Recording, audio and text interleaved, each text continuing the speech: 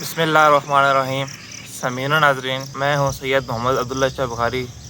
سمعین و ناظرین، آپ کو پتہ ہے کہ رمضان سال کا پہلا مہینہ محرم شروع ہو چکا ہے، اور اس مہینے کی سب سے مشہور جو بات ہے وہ ہے واقعہ کربلا۔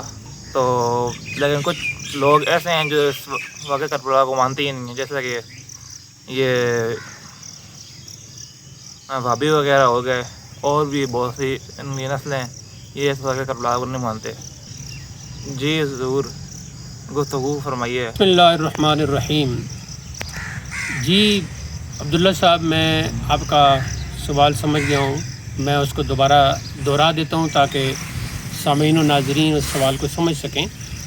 آپ کا سوال یہ ہے کہ ہمارا اسلامی سال شروع ہو گیا ہے، اور اسلامی سال کا پہلا مہینہ محرم الحرام ہے، جس کی عظمت و شان مختلف حوالوں سے ہے، اور پھر یہ بھی شان ہے کہ یہ پہلا مہینہ ہے اسلامی سال کا، اور اس میں جو سب سے مشہور واقعہ ہے وہ واقعہ کربلا ہے۔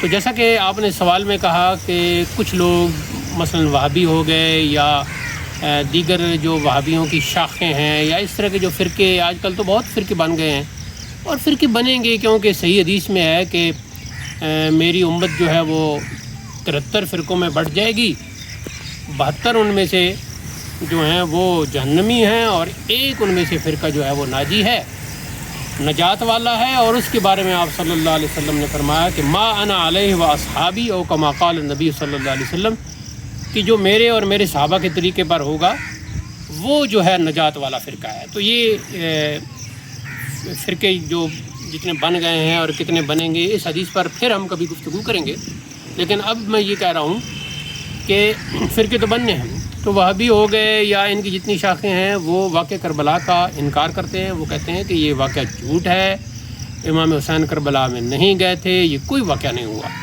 لیکن مسلمانوں، میں آپ سے یہ کہنا چاہتا ہوں کہ یہ واقعہ بالکل سچ ہے، اور یہ سینکڑوں نہیں ہزاروں کتابوں میں درج ہے۔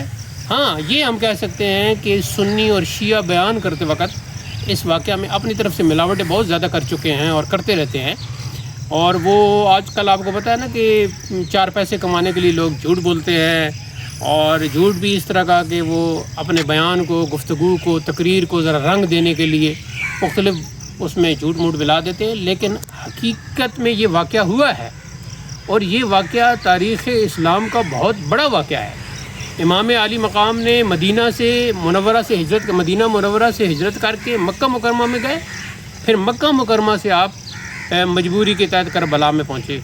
یزید تخت پر براجمان ہو چکا تھا، وہ فاسق و فاجر تھا، وہ اسلام کے خلاف بیعت لینا چاہتا تھا، امام علی مقام نے انکار کر دیا۔ پھر آپ کو کوفیوں کے خط آ رہے تھے کہ آپ ادھر آ جائیں، ہم آپ کی بیعت کریں گے۔ کوفی لا یوفی، جو کوفی ہوتے ہیں وہ وفا نہیں کرتے، انہوں نے ایسی بے وفائی کا مظاہرہ کیا، اور آپ کو پتہ ہے واقعہ کربلا پر انشاءاللہ ہم تفصیلی روشنی ڈالیں گے، لیکن آج کی گفتگو میں ہم یہ کہہ رہے ہیں کہ واقعہ کربلا سچا ہے، اور یہ تاریخ اسلام کا ایک عظیم واقعہ ہے۔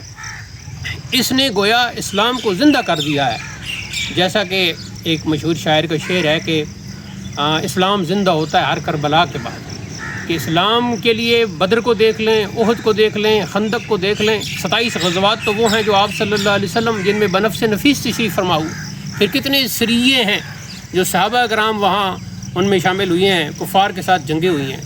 تو اسلام تو جو ہے وہ کربلا اور مصیبت اور ان کربلاکیوں کے ساتھ زندہ ہوتا ہے۔ اسلام میں جہاد کا حکم ہے، تو میدان کربلا کا جو مارکا تھا وہ جہاد کا مارکا تھا، وہ اسلام اور کفر کا مارکا تھا۔ اسلام کو نعوذ باللہ مٹانے کی کوشش کی جا رہی تھی، لیکن دوبارہ سے بنیاد رکھ دی امام حسین نے، اپنی جان کا نذرانہ پیش کر دیا، اپنے خاندان کو قربان کر دیا، لیکن اسلام پر آنچ نہیں آنے دی، قرآن پر آنچ نہیں آنے دی۔ تو جو لوگ اس واقعہ کا انکار کرتے ہیں وہ جھوٹے ہیں، جو واقعہ کربلا کو جھوٹا کہتے ہیں وہ خود جھوٹے ہیں، ان کے پاس کوئی دلیل نہیں ہے۔ کوئی ان سے پوچھے کہ تم اس وقت تھے ادھر، تم تو آج کی بدعت ہو۔